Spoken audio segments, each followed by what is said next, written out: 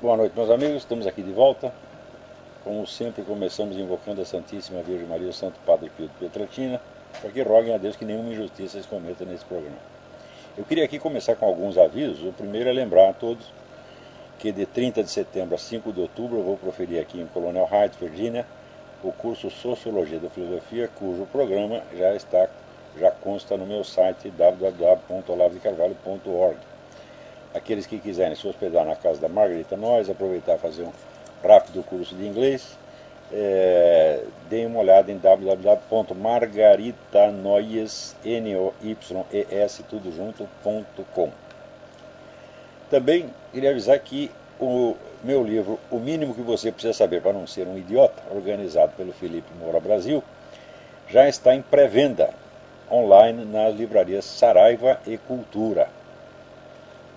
E eu não sei se vão fazer um lançamento, uma conferência online, não tenho a menor ideia, mas avisarei no devido tempo pelo Facebook.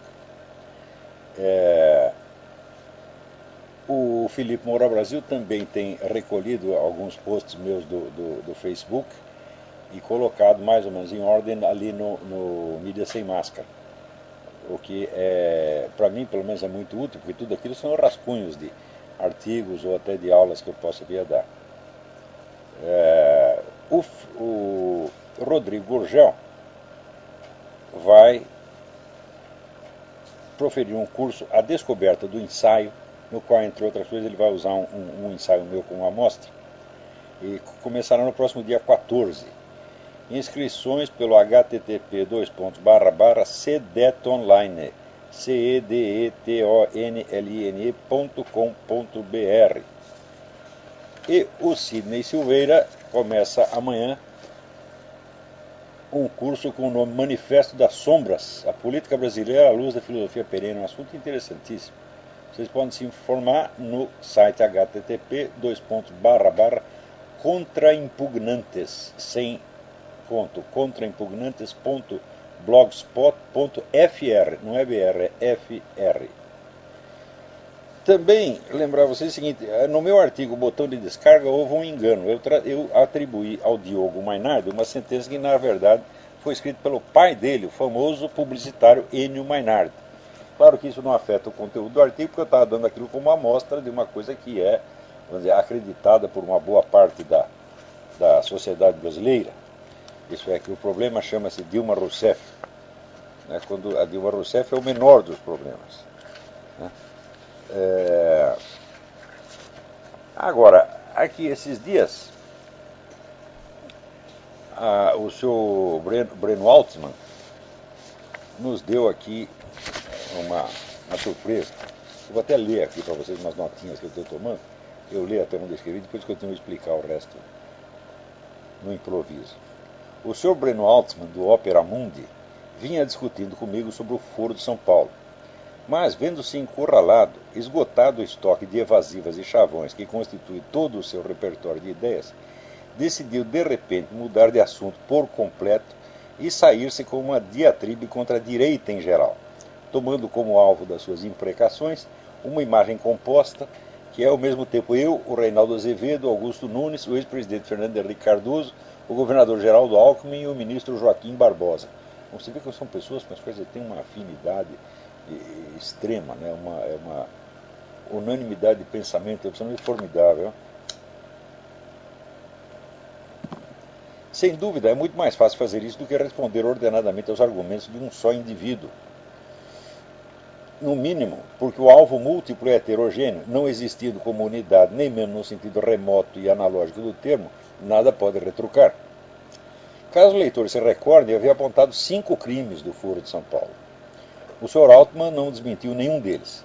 Fez de conta que não ouviu e em seguida passou a disparar insultos em quantidades tais que só podiam resultar num efeito involuntariamente cômico. Ali ele me chamou de filósofo de bordel, boçal, charlatão, energúmeno, embusteiro, mentiroso quanto mais, calça frouxa, vampiro, lobo, mequetrefe, verme, inseto e degenerado. Tudo isso num só artigo, com o detalhe especialmente mimoso de que o último qualificativo ia repetido 3 vezes para maior esclarecimento do distinto público. No meio dessa salada de desconversas, o único e tímido esforço que ele fez para absolver o Foro de São Paulo dos crimes que eu lhe imputava foi a sua afirmativa peremptória de que todas as atividades dessa organização eram públicas e transparentes.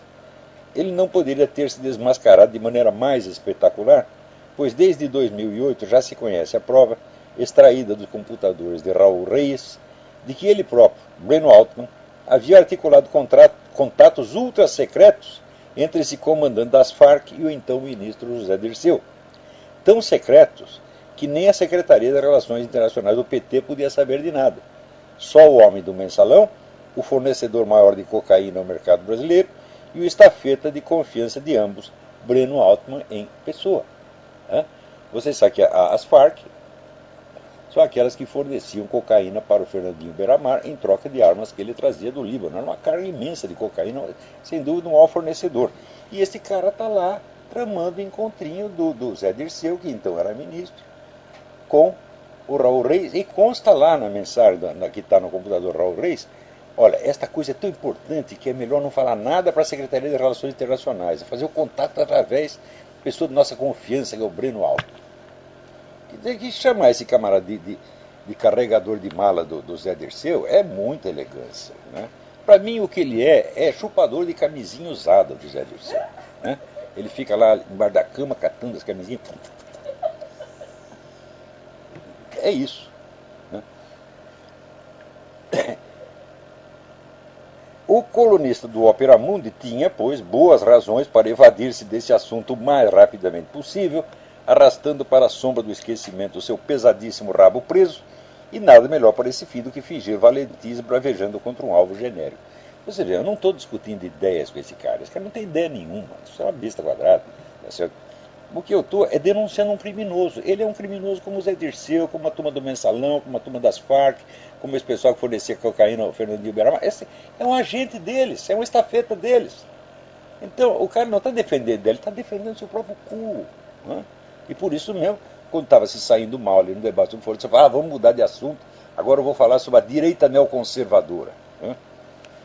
Bom, considero, pois, encerrado o nosso debate sobre o Foro de São Paulo, por absoluto sumiço do meu adversário, e passo a analisar esta nova produção de uma das mentes mais extraordinárias que eu já conheci.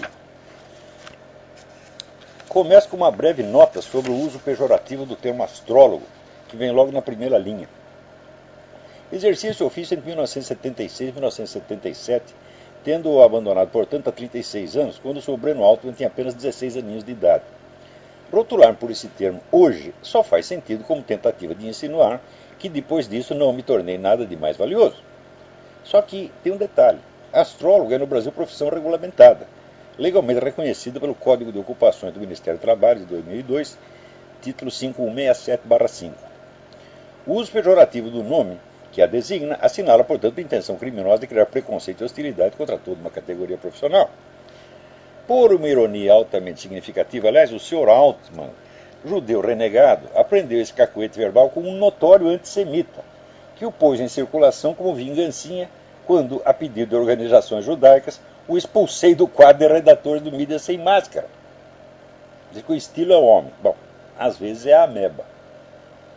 Tendo assim exibido as suas cartas de referência, o Sr. Altman passa a catalogar as suas bêtes noires, eu e o Reinaldo Azevedo, como neoconservadores, associando-nos assim ao grupo republicano que deu sustentação política ao ex-presidente George W. Bush. Veremos adentro as consequências que ele daí extrai. Entremos logo na parte mais interessante. Procurando justificar o oxímoro liberal-fascista com que ele rotula a mim e aos demais componentes de uma corrente ideológica que só existe na sua imaginação, pergunta o referido, aspas, o que foram as ditaduras militares da Argentina e do Chile, para citarmos dois casos notórios, que não uma fusão entre liberalismo econômico e fascismo político? Nas duas situações, a agenda da hegemonia do mercado foi imposta pelo terror de Estado. A repressão em grande escala, sufocando o movimento operário e os partidos progressistas, emergiu como instrumento para aplicar programa de privatização, desregulamentação e eliminação de direitos que destravassem a acumulação de capital. A frase está escrita porque desregulamentação e eliminação de direitos que destravassem a acumulação do capital, ele quis dizer o contrário, quis dizer que os direitos, no entender os militares, os direitos estavam travando a acumulação do capital. Né? Então, eles eliminaram esse direito para destravar. Agora, se para destravar, para eliminar os direitos, não pode ser os direitos que estavam destravando, né? Então, a propósito desse interessantíssimo parágrafo, devo fornecer aqui algumas explicações que, embora elementares, pairam muito acima da capacidade de compreensão do Sr. Altman, ao qual, obviamente, elas não se dirigem. Eu estou falando com outras pessoas. Antes eu estava discutindo com o Sr. Altman. Ele não quis mais discutir, fugiu, cagou de medo, decidi mudar de assunto rapidamente. Então agora estou analisando o texto dele para terceiros, não para ele. Todo conhecimento começa com a percepção de alguma analogia. Analogia é uma mistura de semelhanças e diferenças vistas confusamente como se formassem a unidade de uma coisa, de um fenômeno, de um processo, de uma qualidade. A analogia, uma vez verbalizada, corresponde àquilo que em lógica se chama uma síntese inicial confusa. Dito de outro modo, um símbolo não analisado. A análise descasca as várias camadas de significado embutidas no símbolo, separa alhos de bugalhos e reconstrói a articulação dos elementos numa síntese final distinta. É só então que se possui um conceito cientificamente viável daquele ser, fato ou processo. A linguagem da propaganda, da demagogia, foge da análise como o diabo da cruz e se contenta com a síntese inicial confusa, com o símbolo não analisado, precisamente porque não quer chegar à compreensão de coisa nenhuma, mas apenas produzir, por efeito da confusão mesma, alguma emoção tosca na mente da plateia. O parágrafo citado contém mescladas e confundidas as seguintes afirmações. 1. As ditaduras latino-americanas foram liberais em economia. É curioso, porque ele diz que eu, Reinaldo Azevedo, somos saudosistas da ditadura brasileira. E ao mesmo tempo que nós somos liberal-fascistas. Né? Então me dá um exemplo de liberal-fascista. Ele diz a ditadura da Argentina e do Chile, que eram liberais em economia e fascistas na política. Já veremos isso. Eu digo, bom, mas se somos saudosistas da ditadura brasileira, devemos ser saudosistas do que ela fez e não do que se fez na Argentina e no Chile. Porque a ditadura brasileira não teve nada de liberal em economia, ao contrário. Nenhum governo esquerdista, antes ou depois, criou tantas estatais quanto o nosso governo militar. Tá certo? Então, se nós realmente, ou nós tem que escolher, ou nós somos admiradores da ditadura brasileira, com todo o seu estatismo galopante, ou somos admiradores da ditadura argentina e chilena, com todo o seu suposto liberal-fascismo. As duas coisas ao mesmo tempo não dá para ser, mas ele não explica aqui. Esses regimes eram ao mesmo tempo fascistas politicamente, eram, portanto, liberal-fascistas. 4. Há uma unidade de pensamento entre eu, o Reinaldo Azevedo e outros, que faz de nós saudosistas da ditadura militar brasileira, portanto, também das demais ditaduras militares latino-americanas, portanto, liberais fascistas. E 5, por fim, somos neocons. Portanto, nosso liberal fascismo nos aproxima da elite republicana que levou George W. Bush ao poder. Neoconservadorismo é liberal fascismo. Olha, você pode procurar toda a política do George Bush e ter algum sinal de liberalismo. O sujeito aumentou monstruosamente o orçamento estatal, criou o regulamento de tudo, só sendo superado em seguida por Obama. Falou, o que cara tinha de liberal? Absolutamente nada. Mas, é assim, então virou mistura neocon, George Bush, ditadura chilena, ditadura argentina, ditadura brasileira. É claro que isso é uma síntese confusa, tá certo? Mas isso é o máximo que o cérebro desse cara pode alcançar. Vejamos ponto por ponto. Ainda que as ditaduras do Chile e da Argentina fossem radicalmente privatizantes, o que precisaria ser demonstrado, o mesmo não poderia jamais ser dito do governo militar brasileiro, que criou mais empresas estatais do que qualquer governo esquerdista antes ou depois dele. Também seria preciso esclarecer, afinal, se os liberal-fascistas são saudosistas da nossa ditadura militar ou da chilena e da argentina. 2. A coisa mais óbvia do mundo é que ditaduras montadas às pressas para fazer face a alguma ameaça iminente não têm, em geral, nenhuma autodefinição ideológica pronta e clara, e, na maior parte dos casos, se contentam com arranjos provisórios. Não podem, portanto, ser descritas nos termos que servem para regimes ideologicamente definidos, como socialismo, democracia liberal, fascismo, etc., etc. Isso é tanto mais verdade no caso de regimes autoritários que se apresentam, já desde o primeiro minuto, se apresentam como alternativas transitórias, em vez de formular modelos de sociedade com pretensões de duração. Quer dizer, para ser uma ideologia, você tem que ter um modelo de sociedade e apresentar ele como um modelo universalmente válido, aplicável em todos os lugares. E não, olha, não como um arranjo local que você fez naquele momento. Então, o simples fato de pretender que havia ali uma ideologia já é um absurdo. O Sr. Altman, com toda evidência, não sabe distinguir entre contingências políticas e doutrinas ideológicas. Ele imagina que basta um governo recorrer a políticas heterogêneas em resposta a uma situação imediata para que essas políticas passem imediatamente a constituir uma doutrina ideológica identificável, apta a rotular até pessoas e grupos distantes no tempo e no espaço. Quer dizer, esse liberal fascismo, vamos supor que fosse possível descrever essas ditaduras como liberal fascista, que não é, já vou mostrar por quê. Mas mesmo que fosse possível, aquilo não foi uma ideologia, não tem uma fórmula a ser imitada universalmente, não tem uma expressão doutrinal universal, tá certo? E foi um arranjo momentâneo. É o mesmo que dizer que o governo russo, por apoiar ao mesmo tempo a Igreja Ortodoxa e os movimentos islâmicos, personifica uma nova ideologia, o cristianismo islâmico. Ou que Stalin, por fomentar o poder militar nazista, ao mesmo tempo que estimulava campanhas antinazistas na Europa Ocidental, criou a ideologia do nazismo antinazista. É a mesma coisa que ele está fazendo. Exemplo mais patente de síntese confusa não poderia haver. No mínimo, uma ideologia deve ter pelo menos alguma formulação verbal explícita, um corpo de doutrina com alcance universal, que a ofereça como modelo de sociedade em geral e não apenas como uma solução provisória para uma situação local, como, por exemplo, a famosa doutrina da segurança nacional da Escola Superior de Guerra, que era uma coisa para o Brasil daquele momento, não um modelo de sociedade como fascismo, como socialismo, como democracia liberal, etc, etc. Ou seja, o indivíduo não sabe distinguir então o que são ideologias, o que são doutrinas ideológicas, e o que é, vamos dizer, uma contingência política momentânea. Ele acha que bastou, juntou duas coisas ali, pronto, elas já compõem uma fórmula ideológica. E ele aplica essa fórmula ideológica a pessoas que estão distantes, geograficamente, e distantes há 50 anos daqueles acontecimentos. Né? Todas as ditaduras latino-americanas, sem exceção, se apresentaram como soluções de emergência, não como modelos ideológicos universais. Ao apontar que o economista Milton Friedman serviu de conselheiro para o governo de Augusto Pinochet, o Sr. Altman logo imagina que essa justa posição do economista liberal e do ditador militar forma uma síntese ideológica. Mas quem quer que conheça um pouco as doutrinas da escola liberal, sabe que qualquer liberal, convidado a assessorar economicamente um regime de força, aceitará o convite sem pestanejar, não porque aprova o regime, mas porque um dos pontos fundamentais da sua doutrina é a crença de que a liberalização econômica produzirá necessariamente a liberalização política mais cedo ou mais tarde, como de fato acabou acontecendo na Argentina e no Chile. Pode-se discutir essa doutrina indefinidamente, e eu mesmo acho que ela tem uma validade muito relativa, por exemplo, na China não funcionou. Mas que ela é um dos pilares do pensamento liberal, é. Portanto, está lá, o Pinochet chama o economista liberal, o economista lá continua inteiramente liberal, o Pinochet continua inteiramente ditador, um não contamina o outro não contamina um ideologicamente.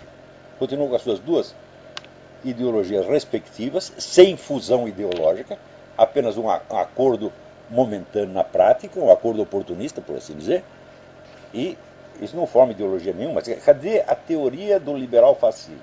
Me mostra um livro que tenha, vamos dizer, o liberal fascismo oferecido como modelo ideológico para o mundo. Isso não existe. Ora, toda ideologia, toda e qualquer ideologia tem pretensões de universalidade por definição. Agora, acontece o seguinte, esse cara não conhece as definições das ideologias, tal como aparece na ciência política, na historiografia. Ele só conhece os rótulos locais, contingentes que são usados ali na província chamada Brasil. E com isso ele quer analisar coisas de alcance muito maior. Mesmo que os militares argentinos e chilenos pretendessem perpetuar-se no poder, hipótese que a própria ausência de uma doutrina ideológica universal desmente, resta o fato incontrovertido de que, ajudando-os a liberalizar a economia de seus países, Friedman não os ajudou a permanecer no poder, mas a devolver o poder aos civis. Se existisse, portanto, um liberal fascismo, ele teria de consistir num fascismo autocontraditório que fomentasse, por meio da economia, a sua própria extinção. Mas todo o raciocínio do Sr. Altman baseia-se na hipótese dos governos militares latino-americanos fossem fascistas. Para o historiador e o cientista político, o fascismo é um tipo de regime bem determinado, reconhecível por certas características subjetivas. O demagogo comunista clássico, porém, usa esse termo à torto e à direito, não como conceito descritivo, e sim como insulto, para denegrir todos os inimigos do comunismo e associar a sua imagem não tanto a do fascismo italiano, mas do nazismo, com todo o cortejo de horrores que esta simples palavra evoca. Para esse fim, ele tem de rotular de fascistas governos e regime que de fascistas não tem absolutamente nada além da hostilidade ao comunismo. O fascismo é assim definido não objetivamente pelo que ele é em si mesmo, mas subjetivamente pelo temor e ódio que um de seus inimigos em particular sente ao pensar nele. É como se eu perguntar quem é o seu fulano de tal, a resposta não vier sob a forma de menções à sua profissão, classe social, nível de cultura e outros dados objetivos, mas sob a forma de invectivas saídas da busca de uma ex-esposa irada. Quem é o seu fulano de tal? É um canalha, um filho da puta e assim por diante. Isso não define o seu fulano de tal, assim como o fascismo não define, não é uma palavra que não descreve esse regime. Objetivamente, o fascismo é definido pelos seguintes traços. Primeiro, é um regime hipernacionalista, baseado no culto da glória nacional e, quando possível, do expansionismo imperialista ou pelo menos da intervenção em outros países. 2.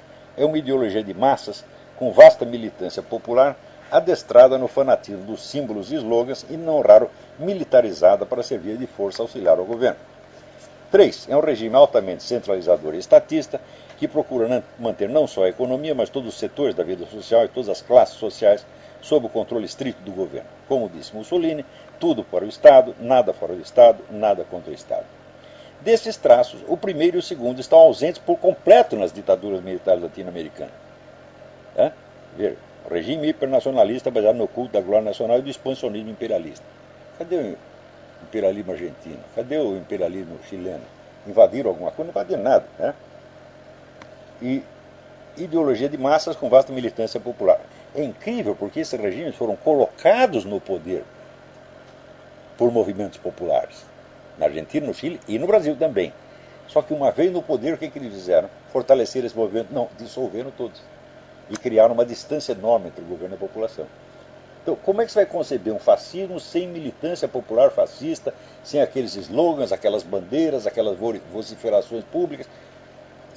Não existe isso aí. Sem o culto do Duce, né? Cadê o culto dos ditadores latino-americanos? Que, pelo menos no Brasil e na Argentina, eles se sucediam de 2 em 2 anos, mudava a cara, tá certo? E justamente para impedir que houvesse qualquer culto da personalidade. Então, todos os elementos do fascismo estão faltando. Estão faltando aquela ditadura militar americana, embora estejam presentes na Venezuela e em Cuba. Na Venezuela, o Hugo Chávez implantou o conceito da guerra total, onde todas as atividades profissionais são consideradas parte integrante das Forças Armadas.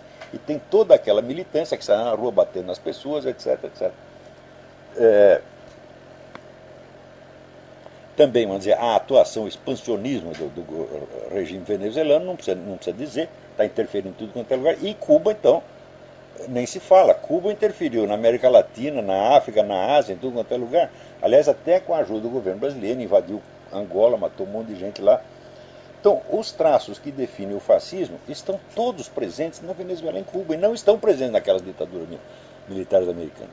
Isso não quer dizer que, ora, se um comunista ouve isso, ele acha, se ele diz que não é fascista, então é porque ele é a favor. Porque na cabeça do comunismo, fascismo não é conceito descritivo, é insulto. Então, se eu nego a validade do insulto, eu devo estar defendendo. Então, essa ditadura poderia ter dito até liberal militarista, ou liberal autoritário, mas liberal fascista não faz sentido. No caso da Argentina e do Chile. Porém, no caso do Brasil, quase faz sentido. Tá certo? Chamá-los não de liberal fascista, mas de fascista. Por quê? Porque era um governo centralizador. Pelo menos esta característica do fascismo ele tinha. E durante um tempo teve o negócio da pátria grande, essa coisa toda. Quer dizer, teve um esboço de ideologia fascista incipiente, né? E teve, vamos dizer, uma boa dose de centralismo e estatismo. Faltou, quer dizer, a militância popular, né? E o intervencionismo estrangeiro. Curiosamente, o pessoal da esquerda, ao mesmo tempo que diz que esses regimes são fascistas, portanto incluindo aí necessariamente a insinuação de que são regimes imperialistas e fascistas, os acusa de ser regimes subservientes aos Estados Unidos. Fala, mas, meu Deus do céu, se é vamos dizer, um regime expansionista e imperialista, então ele não pode estar a serviço de outro regime. Né? Quer dizer, é uma coisa assim, de sujeito que não pensa, ele se impressiona com as palavras. Esta mesma coisa do liberal fascismo, né, uma vez um professor da USP, eu até esqueci o nome dele, você lembra? Rosa alguma coisa, não sei o que, Rosa, e disse, liberalismo é fascismo. Daí eu levantei e falei, professor, então o senhor me deu um exemplo de um regime fascista que não fosse centralizador e estatizante. Daí ele disse, alguns regimes militares na América Latina, né, foram as duas coisas. Eu disse, bom, você está pressupondo que esses regimes foram fascistas, quando na verdade não são. Essa classificação não se aplica para quem sabe o que é fascismo, para quem estudou alguma coisa. Agora, qual é o conhecimento que esse cara tem de fascismo? Ele tem aqueles textos de propaganda do Partido Comunista, desde a década de 40. É isso a cultura que ele tem sobre fascismo. Ele não leu um livro sobre fascismo, ele não sabe nada sobre fascismo. Então, a imagem que ele forma é assim, é inimigo do comunismo, então é fascismo. Fascismo por quê? Porque fascismo é uma palavra feia. Lembra o nazismo, e campo de concentração, e Auschwitz, etc, etc. Então, evidentemente, é a síntese confusa, né? É o símbolo não analisado que foge da análise, porque na hora que você vai analisar, você vê que aquilo tudo é uma bolha de sabão, não é coisíssima nenhuma. E por aí vai. Eu vou terminar de escrever esse negócio e logo eu publico. Eu queria recomendar a vocês um livro, que é o do general Jan Mihai Pacepa. Pacepa era o chefe do serviço secreto da Romênia no tempo do Ceausescu, no tempo do comunismo. E ele foi o oficial de mais alta patente que fugiu do bloco soviético para o Ocidente. Ele vive até hoje sob regime de proteção de testemunha. Ninguém sabe onde ele está, não tem fotografia dele, o homem está completamente sumido. E publicou este livro, que se chama Disinformation, onde tem vários episódios de ações da KGB no Ocidente, cada um mais impressionante que o outro, né? Um dos mais bonitos foi o depoimento que na década de 70, soldado recém-regressado do Vietnã, chamado John Kerry, fez no Congresso americano, dizendo que ele tinha presenciado os soldados americanos, né, destruírem vilas inteiras de civis, matando mulheres, crianças, velhinhos, etc. E descreveu uma coisa horrorosa, horrorosa. E ali no Mihai Pacepa aparece o seguinte: primeiro, o John Kerry nunca esteve nesses lugares. Segundo, essas coisas não aconteceram, foram inteiramente uma montagem da KGB. Isso quer dizer, a KGB pegou esse John Kerry, passou tudo aquilo para ele e deve ter pago para o desgraçado aparecer no Congresso. Depois o cara foi candidato a presidente, foi secretário de Estado, né? Então tem essa e outras histórias extraordinárias. Uma delas é do filme do Oliver Stone, sobre a morte do Kennedy, que também foi uma história inventada pela KGB e passada para o Oliver Stone. Tá certo? Então tudo isso aí de primeira mão. O cara diz, bom, como é que você sabe que foi isso? Porque fui eu que fiz, porra. Então não deixe de ler esse livro. Também essa semana aconteceu uma outra coisa incrível. A Oprah Winfrey, né, que é um dos programas de televisão mais ouvidos dos Estados Unidos, apareceu dizendo o seguinte, que esse caso do Trayvon Martin, que foi abatido a balas pelo George Zimmerman, pelo inspetor de quarteirão, é um caso similar ao do Emmett Tyrell. Emmett Tyrell era um sujeito, um rapazinho negro, cujo único delito foi falar com uma mulher branca num lugar onde só estava cheio de branco racista. Os caras pegaram e mataram o rapaz, torturaram e mataram. O corpo dele foi descoberto num buraco, embrulhado em arame farpado. Veja a crueldade da coisa, né? Ela acha que os caras que fizeram isso fizeram a mesma coisa que fez o George Zimmerman, que é reagir ao sujeito que o estava batendo a cabeça dele contra o meio-fio, que ia matá-lo, e ele, num gesto de autodefesa, atirou no cara. Ela acha que é a mesma coisa, né? Agora, eu acho que esse caso do Emmett Tyrell se parece, isso sim, com o que aconteceu há poucos dias aqui, em que dois malandros, dois negros, foram assaltar uma mulher branca. A mulher não tinha dinheiro suficiente, eles ficaram com raiva, né? Ela estava empurrando um carrinho de bebês, deram a volta, fizeram um mira e pum, deram um tiro na cabeça do bebê. Episódios como esse de agressões de negros contra brancos estão acontecendo aqui a 3x2. Só o Colin Flaherty, que é o repórter do WorldNet dele, já coletou mais de 3.000 desses casos. E quando acontece isso, ninguém diz que é crime de ódio. Outro dia, um negro matou a moça branca com 11 facadas. Né? Quer dizer, é um caso de sadismo, aí sim comparável. Tá certo? Mas é evidente que o julgamento de proporção agora é determinado inteiramente pela cor. E só que tem uma diferença entre o velho racismo branco e o novo racismo negro. O racismo branco era uma coisa marginal, só acontecia nos estados mais atrasados, era totalmente reprovado pelo governo, pela grande mídia, pela intelectualidade, etc, etc. E o racismo negro agora é aprovado e incentivado por toda esta gente. Quando o Obama diz, o Trayvon Martin poderia ser meu filho, eu digo, bom, esses dois que mataram o bebê também podiam ser também, é mais ou menos a mesma idade. Né? E também tem o caso daquele senhor Roderick Scott, que era um negão desta largura, parecia o Schwarzenegger, né? Que viu lá dois caras mexendo num carro e saiu armado, então, para expulsá-los. Um deles saiu correndo e o outro veio na direção do Roderick Scott, não chegou a encostar nele, só veio para ir em cima dele com cara de mal.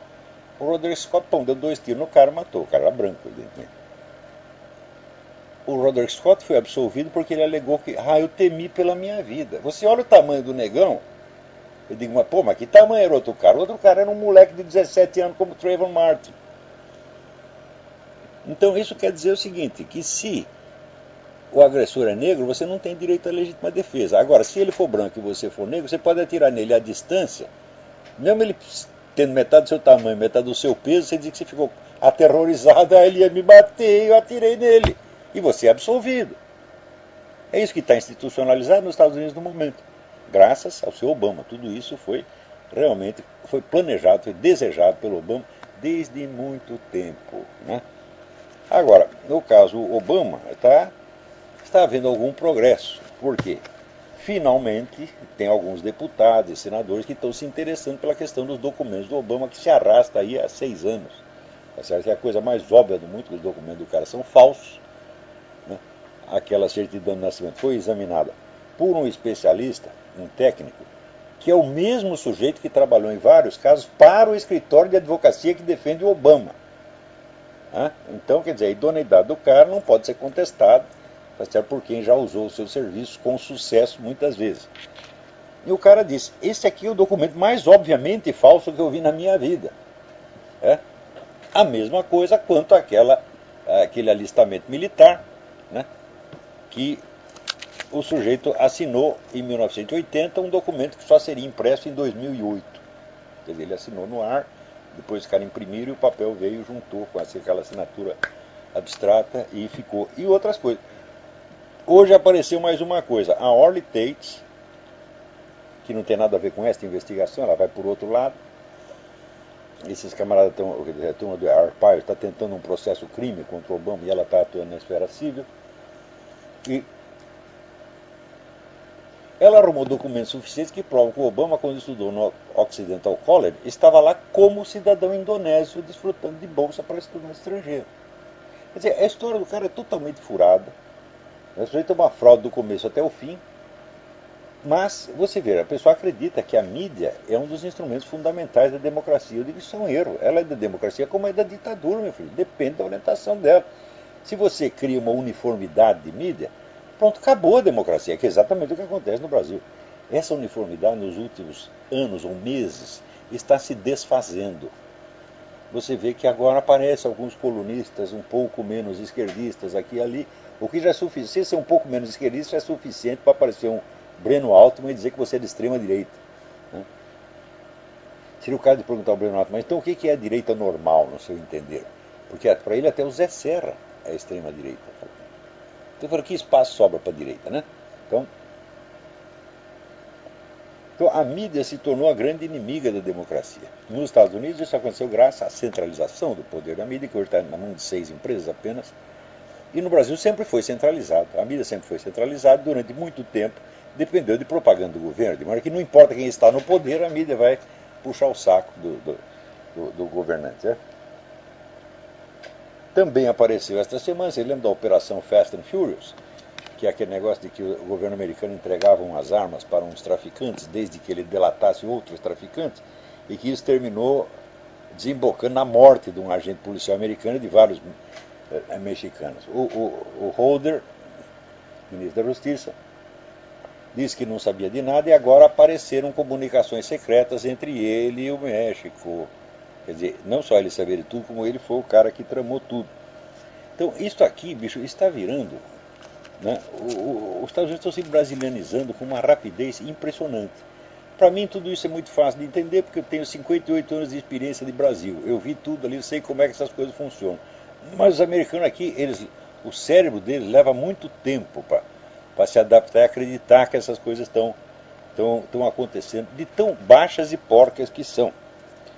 Falar em baixo e porco, vocês viram o seguinte: durante todas essas manifestações públicas, cada coisa que acontecia, uns sujeitos levavam uma porrada, alguém queimava um automóvel, né? Imediatamente se gritaria: são terroristas de direita. Mas isso é reação imediata e geral. Inclusive a grande mídia, que é tão acusada de direitista, endossa essas coisas. Só que quando investiga um pouco, quando aparecem os nomes, é tudo gente, ou do PT, ou dos outros partidos de esquerda, ou funcionário do próprio governo. Isso é invariável. Até apareceu aqui essas semanas, quer ver? Onde é que está esse negócio? Aqui. Em pronunciamento nesta terça-feira, o senador Jaime Campos, do DEM de Mato Grosso, demonstrou preocupação com a ação de grupos anarquistas que se infiltram nas manifestações pelo Brasil. O senador citou reportagem da revista Época, que aponta atividades de treinamento no interior do Mato Grosso. Segundo a revista, nas reuniões, jovens aprendem a fazer armas e escolhem bancos de empresas multinacionais que serão alvos de depredação. Ao formular aqui o registro dessa grave denúncia desse senador, gostaria de chamar a atenção dos nossos órgãos de inteligência e das autoridades diretamente afetas à ameaça que se anuncia, principalmente do Ministério da Justiça e do Gabinete de Segurança Institucional. Mas acontece que é o próprio governo, não adianta apelar para o governo uma coisa dessa, quando o próprio governo está fazendo isso, meu Deus do céu. Os caras têm campo de guerrilha, têm contato com as Farc, têm tudo. Fazem esses atentados e imediatamente já tem, vamos dizer, os militantes infiltrados na imprensa para abrir os megafones e dizer: são terroristas de direita. Mas isso é invariável. Então, bom, o senador está certo de denunciar, mas ele está denunciando para a pessoa errada. Isso aí tem que denunciar, em primeiro lugar, para a própria população. A própria população tem que agir. E não adianta ir pelo governo. Você ainda pode recorrer à via judicial, porque ainda tem 1 ou 2 juízes que são mais ou menos independentes. Isso ainda funciona um pouco. O Brasil só tem 2 vias que você pode recorrer, ou à via judicial, ou você apelar para as Forças Armadas. Né? Muito bem. Agora, mudando, como se diz, de pau para cacete, tem uns indivíduos aí, membros do Opus Dei, que é uma organização religiosa, que estão aí assediando os meus alunos em várias cidades do Brasil, tá certo? E, assim, primeiro finge que são meus admiradores. Não, olá, até que é um cara legal e tal, mas coitado, ele tem doença mental, eles têm internado num hospício, o filho dele é mendigo e maconheiro, né? A mulher dele era macumbeira. Assim, esse tipo de coisa, meu Deus do céu, e chamam isso a obra de Deus. O que quer que eu responda? Quer que eu discuta isso aí polidamente? Né? Mandar tomar no cu, esse cara tem uma honra, porque já estão tomando faz tempo, tá entendendo? Não param. Então, quer dizer, é uma coisa de uma baixeza que acho que nem o PT faz isso, nem a turma da esquerda faz isso. Então a esquerda faz ensino, ele é astrólogo, não sei o que. Para aí. Né? Fala da minha. Bom, já inventaram uma, né? É curioso, tem certas lendas urbanas que as pessoas inventam e que elas resistem durante anos à demonstração do contrário. Teve aquele senhor Jacobskin, Mário Augusto Jacobskin, uma vez escreveu: esse Olavo diz que é jornalista, mas ele não tem registro profissional, não é reconhecido por nenhum sindicato, etc, etc. Eu peguei e publiquei, falei: olha, estou lá inscrito no Ministério do Trabalho como jornalista profissional, sob o número 8860, sou sócio número 3786 do Sindicato de Jornalismo de São Paulo há mais de 30 anos. Daqui a pouco reaparece a mesma coisa na boca de uma moça do Jornal do Brasil, acho. De novo, mandei lá os números. Agora reaparece no debate com o Altman. Apareceram dois caras lá dizendo, mas esse cara ele se faz de jornalista, mas não é reconhecido, daí tem que dar o número de novo, de novo, de novo. Essas coisas resistem, né? Quer dizer, por que as pessoas acreditam nisso? Acreditam porque quer acreditar, meu Deus do céu. Então não tem como parar. A gente está discutindo realmente com psicopatas, né? Agora, a esse pessoal do Opus Dei, né, eu vou lembrar umas coisinhas aqui para vocês. Eu até recebi aqui do Henrique Cal alguns trechos do São José Maria Escrivá. Eu nunca fui membro do Opus Dei, mas sempre fui um admirador de São José Maria Escrivá. E ele me manda aqui algumas frases muito significativas que vocês deveriam meter nas suas cabeças, se aqui ainda tem alguma. Diz ele, quando não há retidão naquele que lê, torna-se difícil que descubra a retidão daquele que escreve. Né? Com uma total falta de galhardia, jogam a pedra e escondem a mão. Esse pessoal que está fazendo aí essa fofoca, eu sei exatamente quem são, sei os nomes de todos. E se continuar enchendo o saco, eu vou dar o nome de todos. Tá? E tenho testemunha, e isso não vai parar aí, porque isso aí é um empreendimento, não é um ato de difamação, é um empreendimento sistemático, persistente de difamação. Então, a rigor, isso não teria importância nenhuma. Se o sujeito chegasse aqui no meu escritório e dissesse, só você é um filho da puta, você é isso aí, eu nem ligo, não quero nem saber. Mas acontece que eles vão dizer isso por trás e para pessoas que acabaram de chegar no meu curso, não estão sabendo direito quem eu sou, então o que eles querem corromper essas pessoas. E evidentemente já aparece como uma oferta, olha, aqui nós temos um curso melhor, porque o Olavo está ultrapassado, aqui apareceu um grande filósofo, né, chamado, sei lá, Rodrigo Constantino, Alex Catarino, né, ou qualquer coisa, Breno Altman, tá certo? Então, venha para cá, né? Ai meu Deus do céu. Esse é um velho hábito brasileiro. Eu acho que eu nunca dei um curso onde não houvesse algum espião de outro curso. O sujeito que manda, não, vai lá ver o que ele está dizendo.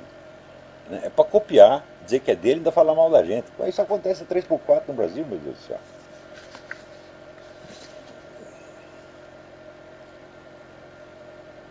Para ti, que me afirmaste que queres ter uma consciência reta, não esqueças que acolher uma calúnia sem impugná-la é converter-se em coletor de lixo. Porque tem muita gente falando, não repassa a calúnia, mas ele aceita. Né? Sabe que o outro está mentindo, mas você gosta de ouvir. Né?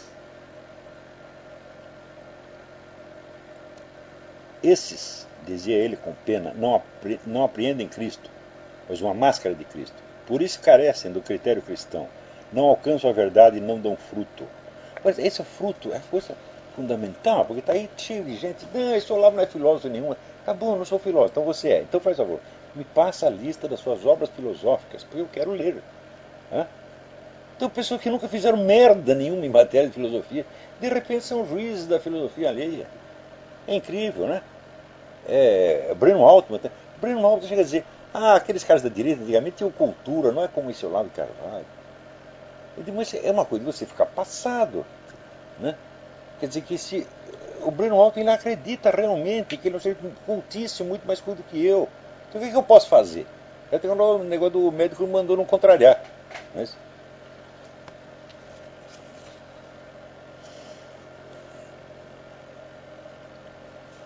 olha aqui, isso aqui é para essa turma que discute com os comunistas, dizendo, eu tenho divergência de ideias, mas eu os respeito, são meus amigos, etc, etc. Eu já disse que o sujeito que faz assim, ele é a mesma coisa que um pai que diverge gentilmente de um sujeito estuprar a filhinha dele. Né? O cara está lá estuprando, diz, o senhor me desculpe, com todo respeito, eu não concordo que o senhor faça isso. Né? É mais ou menos a mesma coisa.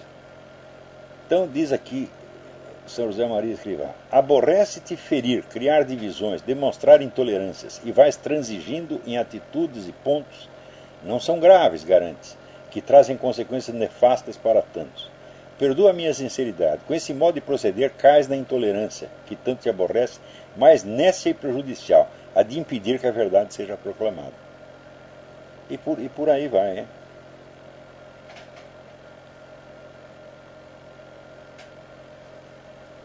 Ai, ai, ai. Muito bem. Peraí, tem alguém na linha. Alô, quem é? Alô?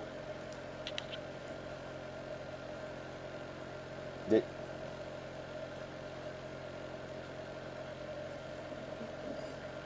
Alô, não estou ouvindo nada. Fale mais alto. Todos os volumes estão aqui no máximo. Alô? Fale mais alto. Alô, André. Ah, tudo bem, estou ouvindo agora. André, tudo bem? Não, olha só. Eu andei conversando com os companheiros meus, inclusive de Cuba, no Foro de São Paulo. Eu gostaria de saber o que é a denúncia, a acusação contra o Foro, que eu não consigo entender o porquê não pode haver uma associação latino-americana para unir as Américas no futuro dos próprios latino-americanos. Ah, pode, perfeitamente, pode, perfeitamente. Já vi que você é um puxa-saco deles, mas em todo caso vou te responder. Pode perfeitamente, não há problema algum. O único problema é o seguinte, quando você ajunta partidos legais com organizações criminosas, como por exemplo as Farc, que são o maior fornecedor de cocaína no Brasil, você está fazendo com que a política e a ilegalidade sejam a mesma coisa. Segundo, quando você emite manifestos em defesa dessas organizações criminosas, você está dando respaldo à atividade delas. Você leia as reportagens que já saíram anos atrás, a confissão do Fernandinho Beiramar de que ele anualmente trocava, né, armas do Líbano por cocaína das Farc para distribuir no Brasil. Você acha que está certo um ministro, um deputado, entrar em conversações e associações com esta gente para obter vantagens mútuas? Este é o primeiro ponto. Segundo ponto, há 23 anos, o Foro de São Paulo não só realiza assembleias anuais, mas grupos de trabalho que se reúnem, 2 ou 3 ou 4, tá certo? Por mês, em vários lugares do país, então transporta essas pessoas, hospeda em hotéis, faz publicações, etc, etc, e ninguém sabe de onde veio o dinheiro para fazer isso, porra. Há 23 anos. Você imagina o tamanho dessa despesa? Quem pagou isso? Foi as Farc? Se for as Farc, é dinheiro do narcotráfico. Se for o governo brasileiro, foi o governo desviado, porque você não tem uma ordem de serviço, uma nota fiscal, não tem contabilidade nenhuma. Então, terceiro, vamos lá, peraí, terceiro. Você lê o discurso que o Lula fez no 15º aniversário do Foro, e ele diz o seguinte, fomos nós que colocamos o Hugo Chávez no poder. Então, ou seja, essa entidade, ela está interferindo, o governante de um país está interferindo diretamente na política do outro, ainda tem a cara de pau de confessar, só que ele só confessa entre amigos. Então, tem isso e muito mais coisa. O Brasil não pode. Como é? Por que os Estados Unidos podem e o Lula não pode? Primeiro... Peraí. Estados Unidos pode o quê? Felipe de Jesus Pérez Cruz, que é um sociólogo cubano, que é meu amigo, que está no livro do Fernando Moraes, documentando tudo. Cuba, cara, se mantém. Do que você está falando? Né? Olha, vocês comunistas, vocês são tão cara de pau que vocês dizem o seguinte, o livre comércio é a praga da humanidade. 2 minutos depois dizem o que está acabando com Cuba é o embargo econômico. Vocês não têm vergonha na cara? Você tem que escolher uma coisa ou outra, porra.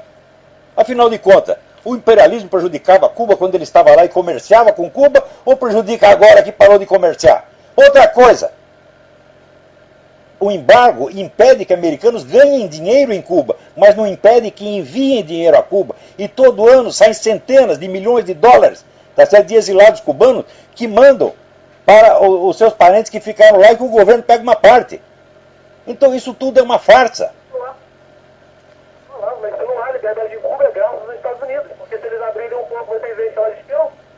Oh, quer dizer que se abrir o comércio, volta a ter liberdade em Cuba. Mas já estava livre o comércio no tempo do Batista. Mas que palhaçada é esta, meu filho?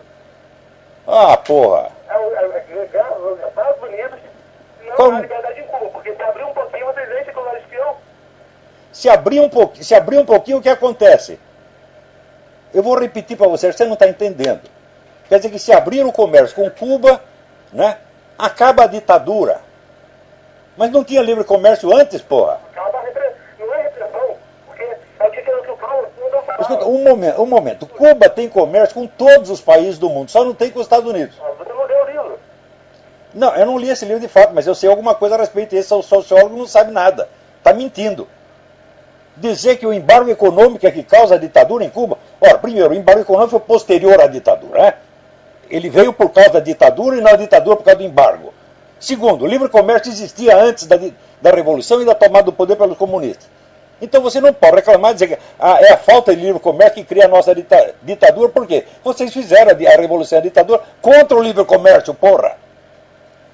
Não, o Batista colocou uma ditadura sangrenta lá, tá tudo documentado. Sangrenta, compara o morticínio no tempo do Batista com o que veio depois, porra. Meu Deus do céu. Não, documentado. Está documentado, sim. Está documentado que o governo Fidel Castro é responsável pela morte de pelo menos 100 mil pessoas. Veja o livro do historiador americano, da coleção grande.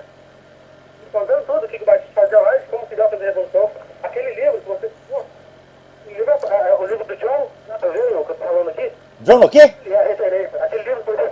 aquele outro. Escuta, meu filho, mas essa coisa está documentada em centenas de livros. Está documentado em centenas de livros. Por que você acha que a quinta parte da população cubana fugiu de lá? Eram todos ladrões e capitalistas? Se tivesse tanto capitalista em Cuba, Cuba seria o país mais rico da América Latina. Isso tudo após a revolução. O barro do matado pelo Fidel Castro. Como é? Peraí, eu não entendi. Eu vou dar tempo para você repetir. Repita. O processo de alfabetização com os cubanos veio através do programa do Fidel Castro. Mentira, mentira, mentira. Cuba já quase não tinha analfabeto no tempo do Batista. Isto é mentira. Isto é mentira. Cuba era a quarta economia da América Latina. Hoje é a 24ª. Cuba praticamente não tinha analfabetos. Tá certo? Cuba tinha relações culturais com o mundo inteiro. Tá certo? E Cuba era um lugar onde as pessoas queriam ir para Cuba, não fugir de Cuba. Você não quer ver? Não, para escravizar. Os caras iam lá para escravizar. E hoje, meu filho, onde você vai e praticamente todas as mulheres cubanas se oferecem a você por um maço de cigarro, por um sanduíche. Ora, meu Deus do céu, o cara vem dizer que não tem prostituição. Não tem prostituição profissional, por quê? Todas as mulheres são prostitutas extraoficialmente. Tá certo? Quer dizer, é uma miséria absolutamente indescritível. É uma coisa abjeta. Como é? O Fernando Moraes, no livro dele, ele falou que... Olha, eu conheço o Fernando Moraes desde antes de você nascer. O Fernando Moraes é um sujeito muito simpático, mas é um embrulhão formidável. Formidável, tá entendendo? E é um cara que sempre teve interesse nisso, ganhou muito dinheiro com Cuba, ganhou muito dinheiro com o comunismo, vive disso. Então, o Fernando Moraes, a credibilidade dele é zero. Ele pega aquele livro de uma Olga, mostra como se fosse uma militante coitadinha, quando na verdade era uma agente do Serviço Secreto Militar Soviético e ele oculta isso aí. E tem muitas outras mentiras. O Serviço Secreto era da ditadura brasileira, que você fala que não tinha nada similar ao título, mas tinha, sim, e a censura toda. Meu filho, você vai me ensinar alguma coisa a respeito de censura? Eu trabalhava nessa época no Jornal da Tarde, que era o jornal mais censurado. Mais censurado. Você não sabe merda nenhuma a esse respeito. Então, em primeiro lugar, o censor nem mesmo era permitido que entrasse na redação. Ele ficava numa mesinha na portaria. Ele, de vez em quando, cortava uma notícia que era liberada 1 ou 2 semanas depois. Isso era o máximo de censura que tinha. Só havia censura com relação a notícias relativas à guerrilha, que era para não atrapalhar a investigação. Opiniões jamais foram censuradas. Eu estava lá, eu vi. E se você quer saber, não quer dizer que fosse uma delícia, porque eu vivia com o cu na mão ali, de que quando se fechava a página para mandar para a oficina, a gente ia para casa pensando, porra, amanhã vão apreender em edição porque eu deixei passar alguma coisa que não era para deixar. Era essa angústia todo dia. Mas não tem comparação com o que é Cuba, meu filho.